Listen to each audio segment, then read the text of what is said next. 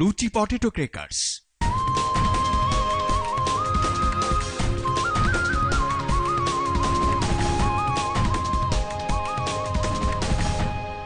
রাঙাতে এলো মাছরাঙা। দুই ভাইয়ের এক মজার কাহিনী, চিকু আর বাচ্চি।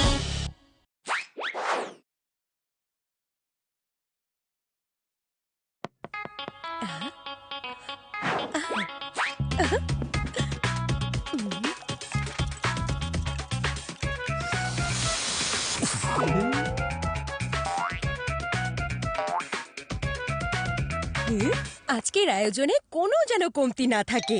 আজকে কোনো ছোটখাটো দিন না, তোমাদের দাদা দাদির 48 ইয়ার্স ওয়েডিং অ্যানিভার্সারি।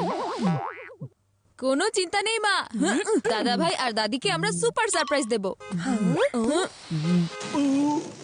আরে সারপ্রাইজ তো শক হয়ে গেছে। তোমাদের দাদা দাদি তো টাইমের অনেক আগেই চলে এসেছে। কি না তো কেক রেডি হয়েছে, নাই ডেকোরেশন।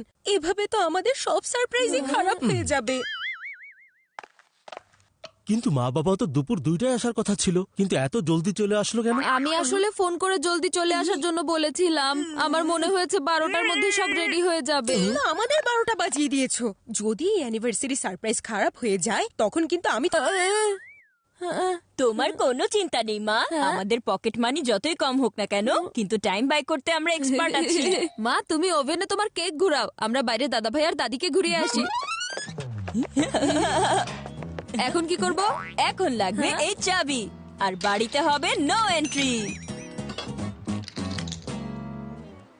ওয়েল ডান চিকু ভাইয়া। দাদা, আজকের দিনটা সত্যি অনেক স্পেশাল। দেখেছো, বাচ্চারা আমাদের অ্যানিভার্সারি মনে রেখেছে। তাহলে আজকে কি বিশেষ আয়োজন করেছে? আজকে শহরে নতুন একটা ইটালিয়ান রেস্টুরেন্ট খুলেছে, চলুন আমরা সেখানে খাবার খেতে যাই। আমাদের পেটের ভেতরে ইঁদুর লাফালাফি করছে। দেখো, ওদের আমাদের অ্যানিভার্সারির কথা একেবারেই মনে নেই, শুধু নিজেদের ক্ষুধা মনে আছে। আরে বাদ দাও না, বিকুল, বাচ্চা মানুষ, কিছু মনে করো না।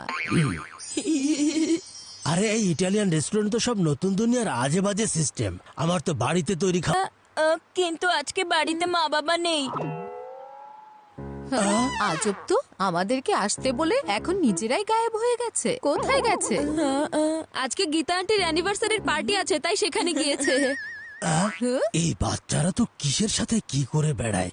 গীতা আন্টির অ্যানিভার্সারি কথা মনে আছে, অথচ আমাদেরটা নেই। দাদি, এই ইটালিয়ান রেস্টুরেন্টে আপনার ফেভারিট ফুড লাজানিয়াও পাওয়া যায়। আসুন না আমরা সেখানে গিয়ে খাই। লাজানিয়া? হ্যাঁ, লাজানিয়া?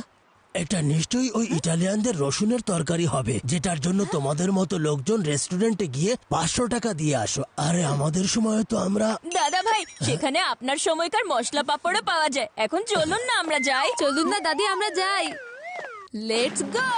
রেস্টুরেন্টের রাস্তা কে দেখিয়ে দেবে? জিপিএস? আপনি শুধু গাড়ি চালাতে থাকুন দাদা ভাই, রেস্টুরেন্টের রাস্তা জিপিএস বলে দেবে। ও, এই জিপিএস বিপিএস তো সব নতুন দুনিয়ার আজে বাজে সিস্টেম।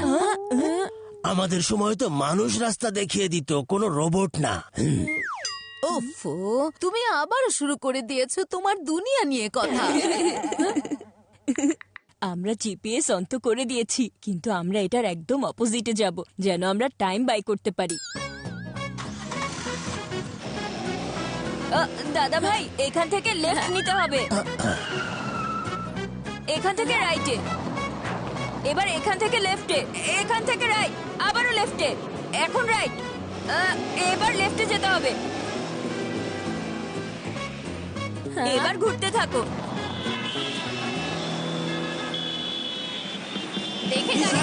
দাদা ভাই, গাড়ি থামান প্লিজ, আমার একটা দামি জিনিস বাইরে পড়ে গেছে। আরে কি দামি জিনিস চিকু? আমার ফ্রেন্ডশিপ ব্যান্ড পড়ে গেছে, যেটা আমাকে ভিকি গিফট করেছিল। আরে রে রে রে রে, এই ফ্রেন্ডশিপ ব্যান্ড তো দুনিয়ার যত সব আজে বাজে সিস্টেম। আমাদের সময় তো বন্ধুত্ব মন থেকে হতো, কোনো ব্যান্ড পরিয়ে না। ওহো, তুমি এই মেট্রোর দুনিয়াতে রেট্রো নিয়ে কথা বলা বন্ধ করো তো। যাও চিকু, ব্যান্ড খুঁজে দেখো, বান্টি আর তোমার দাদা ভাইকেও সাথে নিয়ে যাও।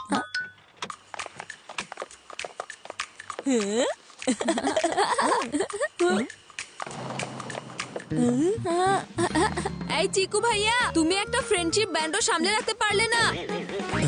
বান্টি তুমি বরং নিজেকে সামলাও, তা না হলে কি ও ফ্রেন্ডশিপ ব্যান্ড খুঁজছো নাকি নিজেরা ঝগড়া করতে এখানে এসেছো?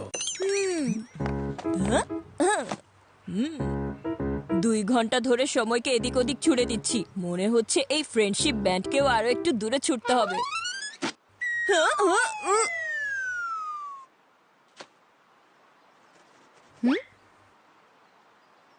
তুমি তোমার ব্যান্ড ওখানে খুঁজে চলেছো, কিন্তু ব্যান্ড এখানে পড়ে আছে। ব্যান্ডকে দূরে ছুটতে হতো আর তুমি প্রবলেমকে কাছে ডেকে নিয়েছো। হয়েছে, অনেক হয়েছে। এখন নো স্টপ, আমরা সোজা বাড়িতে যাব।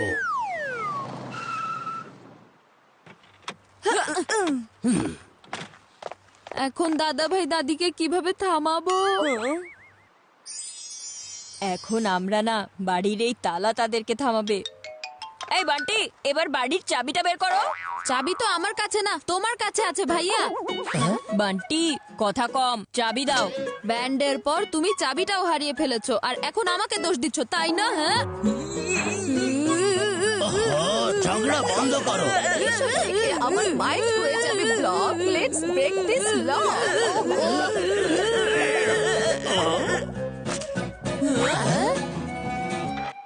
চিকু, চাবি তোমার পকেটের ভেতরে ছিল। This is not right. হ্যাঁ, আপনি ঠিক বলেছেন, চাবি আসলে রাইট পকেটে না, লেফট পকেটে ছিল। ও এই লেফট রাইট করা বাদ দাও আর জলদি এই তালাটা খুলো।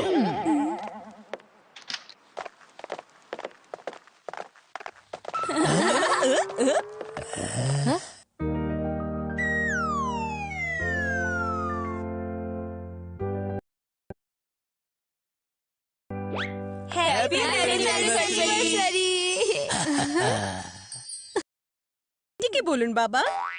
আচ্ছা, এখন বুঝতে পেরেছি তোমরা দুজন কেন এতক্ষণ ধরে আমাদেরকে এভাবে গোল গোল ঘোরাচ্ছিলে। আর এই সারপ্রাইজ দেখে আমাদের সারা দিনের সব ক্লান্তি দূর হয়ে গেছে। আমাদের সময় এমন সারপ্রাইজ কখনোই পাওয়া যেত না। তোমাদের দাদি অনেক কুল, আর তোমরা দুজন তো সুপার কুল।